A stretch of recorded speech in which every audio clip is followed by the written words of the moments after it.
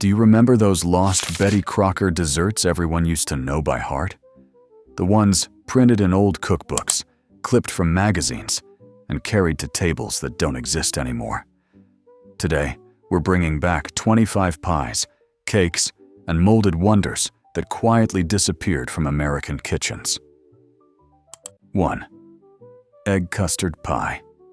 Egg custard pie predates Betty Crocker by generations, but it became standardized in American kitchens after Betty Crocker's picture cookbook appeared in 1950, and similar household guides started treating it as a fixed formula instead of a flexible idea. The basic structure barely changes. Eggs, milk, sugar, and a little nutmeg poured into a single pie shell and baked until set. You see nearly identical versions in Fannie Farmer editions and in brand pamphlets from Pet Milk and Carnation during the 1940s and 1950s, when evaporated milk was still heavily promoted for baking. Many of those recipes assumed the cook knew how to heat milk without scorching it, and how to mix eggs without curdling them, which tells you who they were written for. This was a pie built around ingredients that showed up on weekly grocery lists anyway. It could be baked a day ahead, kept in the icebox, and sliced without collapsing. That practicality is why it kept getting printed, not because anyone thought it needed improving.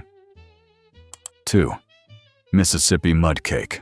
Mississippi mudcake doesn't have a single point of origin, but it became widespread in the 1960s and 1970s, right when cocoa, marshmallows, and boxed baking shortcuts were everywhere in American supermarkets. Versions appeared in Betty Crocker and Pillsbury dessert booklets, in Hershey's promotional recipes, and in community cookbooks that leaned heavily on packaged ingredients. The structure stays consistent: a dense chocolate cake baked in a pan, a layer of marshmallows added while it's still hot, and a poured chocolate icing made with butter and cocoa that spreads into every crack. The timing matters. You're supposed to add the topping before the cake cools so it melts and sinks slightly instead of sitting neatly on top. This isn't a layer cake, and it isn't meant to be sliced cleanly. It's designed for big pans, quick cutting, and serving a lot of people without transferring anything to a fancy plate. 3. Tomato soup cake. Tomato soup cake comes straight out of brand-driven cooking, not folk tradition. Campbell's began promoting versions of it as early as the 1920s, and the recipe circulated widely during the 1940s and 1950s, when rationing and price swings made bakers look for ways to stretch ingredients. The soup replaces part of the liquid and some of the sugar, while cinnamon, cloves, and nutmeg do the flavor work. You can find similar formulas in Campbell's pamphlets, Better Homes and Gardens, and Betty Crocker compilations by the mid-century. By the 1970s, cream cheese frosting had become the standard topping, once that product had become easy to find in most grocery stores. The finished cake doesn't taste like tomatoes, but the ingredient list always gets a second look. That surprise is part of why it stayed in circulation as long as it did. 4. Bread pudding. Bread pudding showed up in American cookbooks long before refrigeration was common, but it became a regular printed dessert in the 1930s through 1950s, especially in sources tied to dairy brands like Carnation and Pet Milk. The formula is straightforward: stale bread soaked in a mixture of milk, eggs, and sugar, baked until set. Raisins or canned fruit appear when they're available, not because they're required. During the Depression and World War II, this kind of recipe wasn't framed as clever or rustic. It's framed as normal. By the time it appears in Betty Crocker and similar mainstream cookbooks, it's been cleaned up into a predictable method: specific measurements, specific oven temperature, specific baking time. Some versions add a simple sauce made from sugar, butter, and water or lemon juice, poured over the top just before serving. The dish existed because throwing bread away wasn't an option, and printed recipes made sure everyone prepared it the same way.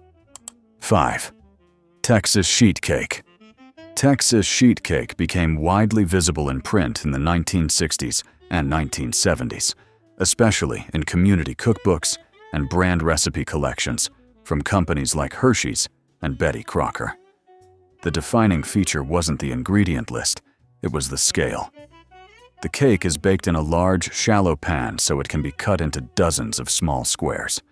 The batter is cocoa-based and relatively thin, and the icing is cooked on the stove with butter, cocoa, and milk, then poured over the cake while both are still hot. That step is deliberate. The heat lets the icing spread quickly and seep slightly into the surface instead of sitting on top like a separate layer. Chopped pecans often go into the icing because they're easy to distribute across a wide pan. This is a recipe designed around serving logistics, not presentation. 6. Cherries Jubilee. Cherries Jubilee entered American home kitchens from restaurants rather than farm kitchens. The dish is credited to Auguste Escoffier in the late 19th century, but it became a mid-century home showpiece in the United States during the 1950s and 1960s, when flambé desserts were marketed as special occasion fare. You started seeing simplified versions in Better Homes and Gardens and Betty Crocker entertaining sections, often written to avoid open table drama while still keeping the brandy or rum. The structure stays the same: canned or bottled cherries and syrup, heated with sugar and citrus, poured over ice cream, sometimes ignited, sometimes not, depending on how cautious the cookbook is feeling. By the 1970s, home bars and cocktail culture made the idea of cooking with spirits feel modern instead of risky. This wasn't an everyday dessert. It was printed for dinners, where the point was to pause the conversation and watch the plate arrive. 7. Rice pudding.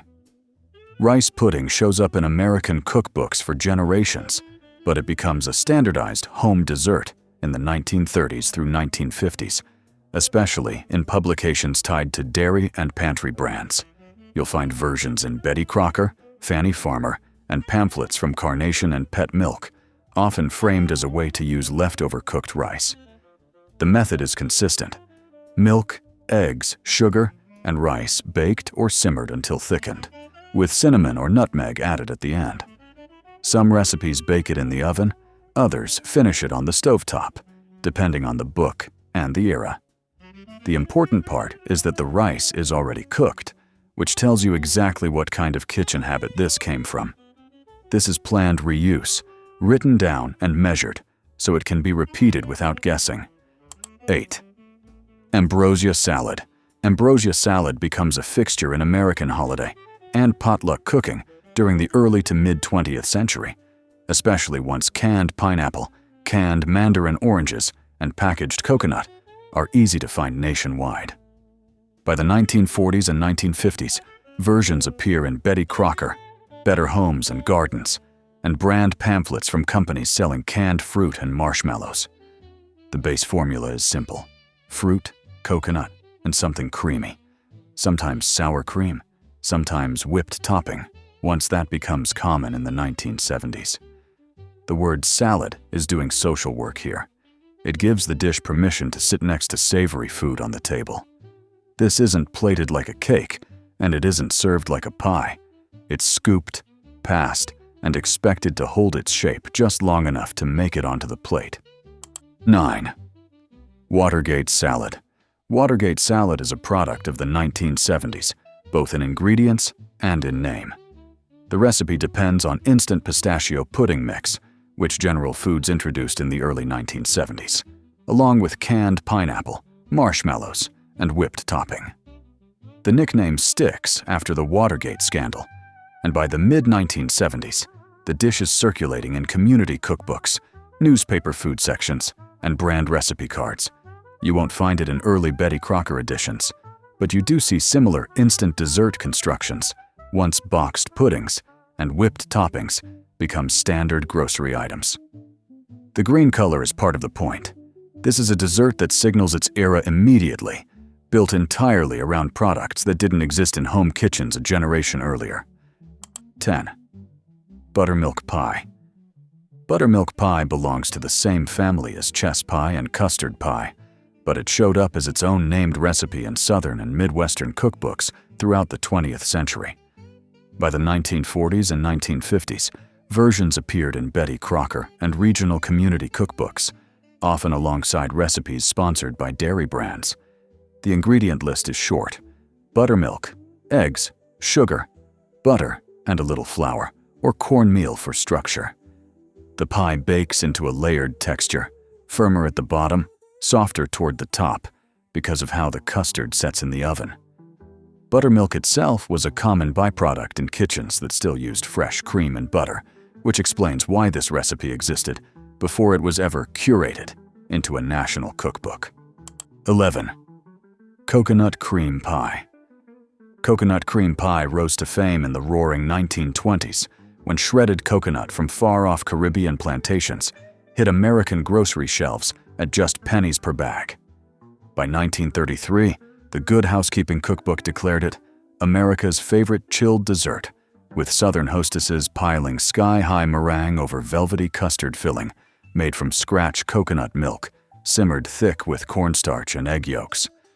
During the Great Depression, this pie stretched precious sugar rations across church socials and family suppers. Its crisp, graham crust, baked blind in wood ovens, toasted coconut sprinkled atop for crunch. In 1947, Betty Crocker herself printed the recipe in her picture cookbook, cementing it as the ultimate comfort ending to any Southern meal. One slice transported weary workers straight to tropical paradise. 12. Pecan pie. Pecan pie traces its roots to 1824, when French immigrants in New Orleans published the first printed recipe as nachitoches pie in the cookbook La Cuisinière Créole. But the sticky sensation we know exploded nationwide in 1930s Texas when Caro corn syrup launched a marketing blitz, printing recipes on labels that flew off shelves during the Depression. Southern grandmothers simmered native pecans, foraged free from creek beds, with eggs, dark Cairo, butter, and vanilla in flaky pastry shells, baking low till centers jiggled just right. By 1950, the Betty Crocker Picture Cookbook hailed it as the South's sweetest tradition, served steaming at Thanksgiving tables from Georgia to Oklahoma. One 1939 newspaper called it the pie that ended the Depression, pure caramel heaven in every gooey bite. 13. Pineapple upside-down cake. Pineapple upside-down cake burst onto American tables in 1925, when Dole Pineapple Company's recipe contest received over 60,000 entries, more than 2,500 for this very cake, after mass canning began in Hawaii just 24 years earlier, in 1901. Before pineapples, cast-iron skillet cakes with seasonal apples dated back to the Middle Ages flipped tableside for drama. But Dole's 1925 ad campaign made this retro-fitted skillet wonder the Depression-era darling, with maraschino cherries dotting buttery rings atop yellow cake batter baked right in the pan. By 1934, newspapers declared no homemaker complete without mastering it. Southern church ladies served it inverted on Pyrex plates at 1930s covered dish suppers, the caramelized fruit glistening like liquid gold after wartime sugar shortages finally eased. Apple Betty. Apple Betty emerged from 1860s New England thrifty kitchens as a pudding-like dessert, layered with stale breadcrumbs, tart baking apples, sugar, and cinnamon. No oven waste allowed. By 1896, Fannie Farmer's Boston Cooking School cookbook standardized the recipe, calling it Apple Betty, a dessert eminently adapted for fall and winter. Southern cooks adapted it with local varieties like Arkansas Black or Virginia Winesap, dotting butter through spiced layers, baked crisp-topped in earthenware dishes. During 1930s Dust Bowl migrations, Betty Crocker's radio broadcasts taught housewives nationwide to revive dry bread as this humble crumble. Served warm with cream poured from the pitcher, it fed 10 from one loaf. Practical poetry born of Yankee ingenuity, perfected in Dixie hearths. 15. Strawberry poke cake. Strawberry poke cake took America by storm in 1973 when Jell-O printed the recipe on 7-Up boxes nationwide. But its roots trace to 1920s poke or whole cakes, where liquid gelatin poked into warm sheet cake created stained glass effects. Southern church cookbooks from 1955 feature strawberry supreme sheet cake. Poked after baking, drenched with strawberry Jell-O and 7-Up syrup, topped with Cool Whip after refrigeration overnight. The Depression-era boxed mixes made it accessible. By 1975, Southern Living magazine crowned it the potluck cake that never fails. Grandmothers poked holes with fork tines post-bake, poured ruby gelatin till overflowing, chilled till set firm. One pan fed entire fellowships. Bright, jiggly celebration born from pantry convenience. Hummingbird cake. Hummingbird cake soared into Southern fame in 1970 when the Southern Living magazine received over 25,000 recipe requests after printing this Jamaican import. Crushed pineapple, ripe bananas, pecans, and cream cheese frosting piled 3 layers high. Jamaican bakers called it Dr. Bird cake after 1960s postcard contests sent the recipe stateside. But Southern church ladies made it their own, with cake flour, cinnamon, and pure vanilla. No Betty Crocker connection here. This was pure Dixie innovation, born from overripe fruit bowls and potluck pressure. By 1978, it claimed title as the favorite recipe in Southern Living's history, served at weddings from Nashville to New Orleans. Humid kitchens across the South baked it in tube pans, the pineapple juice keeping it moist 3 days later. Pure banana pineapple pecan perfection that stuck to fingers and hearts alike. 17. Homemade banana pudding. Homemade banana pudding became the South's obsession after 1910, when Nabisco printed the first printed recipe using their new vanilla wafers layered with ripe bananas, creamy custard, and baked meringue peaks. Grandmothers sliced bananas paper-thin into trifle bowls, poured steaming flour-thickened milk custard between wafer scaffolds, then whipped egg whites with sugar to golden tips under broiler glow. Betty Crocker's 1950 picture cookbook perfected the ratio: 3 bananas, 2 cups milk, ½ cup sugar, insisting bake meringues separately for crisp peaks that never weep. Depression suppers stretched it to feed 12 from 1 box wafers. By 1940s, church socials, entire congregations voted it most requested.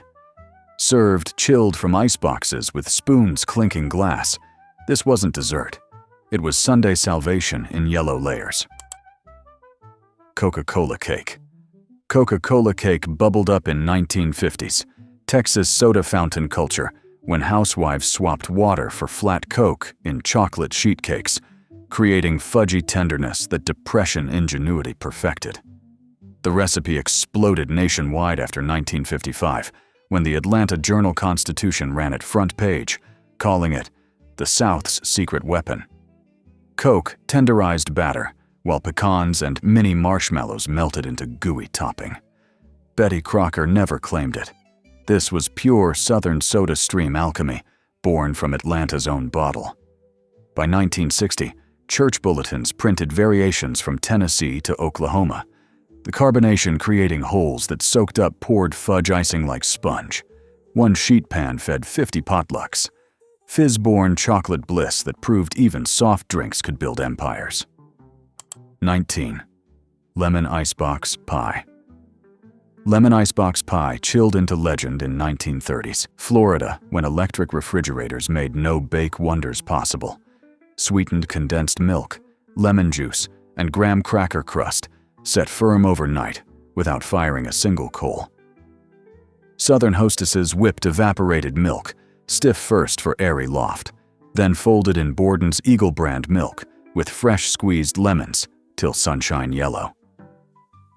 Betty Crocker's 1943 wartime edition called it the icebox dessert that won the war. No rationed eggs or butter needed, just pantry staples cooling in Kelvinators nationwide. By 1970, church ladies crowned it the potluck closer.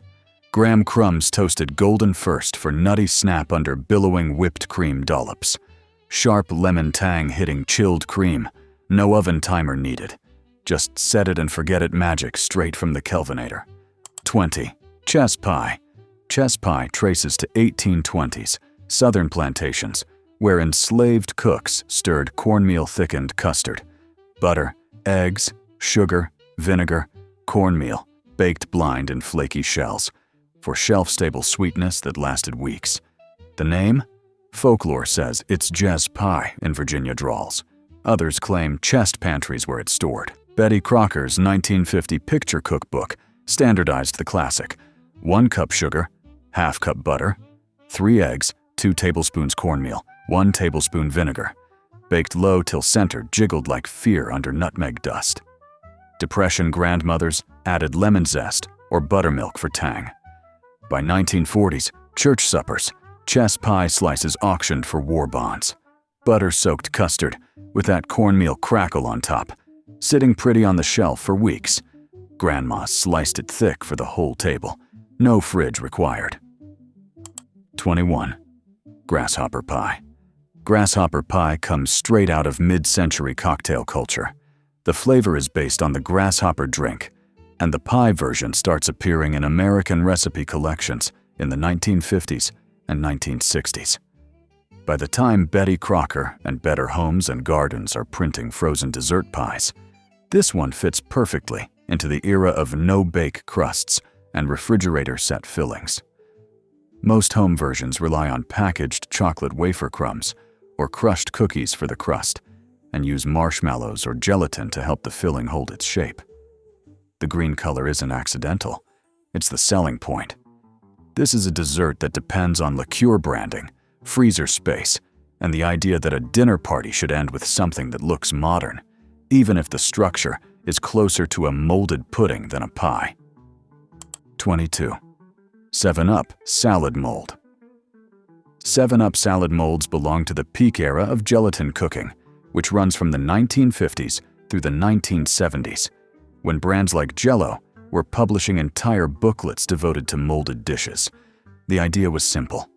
Use a clear soda like 7UP to replace some of the liquid, so the finished mold looked brighter and lighter. Recipes for this show up in company pamphlets, newspaper food sections, and community cookbooks, often using lime or lemon gelatin, canned fruit, and sometimes cream cheese. The mold itself is the feature. Ring molds, fluted molds, and patterned pans were sold specifically for this kind of dish. The soda wasn't there for subtle flavor. It was there to tie the recipe to a recognizable brand and to make the finished shape look cleaner when it was unmolded onto a plate. 23. Ribbon cane syrup cake. Long before grocery shelves were lined with bottled syrups, ribbon cane syrup was a southern kitchen staple. Thick, dark, and full of character. Made from the juice of ribbon cane, a cousin of sugarcane grown across the Gulf Coast, it was once boiled down in open kettles at harvest time, its sweet steam rolling across the fields. Farmers sold it by the gallon at roadside stands, and that very syrup became the heart of this cake.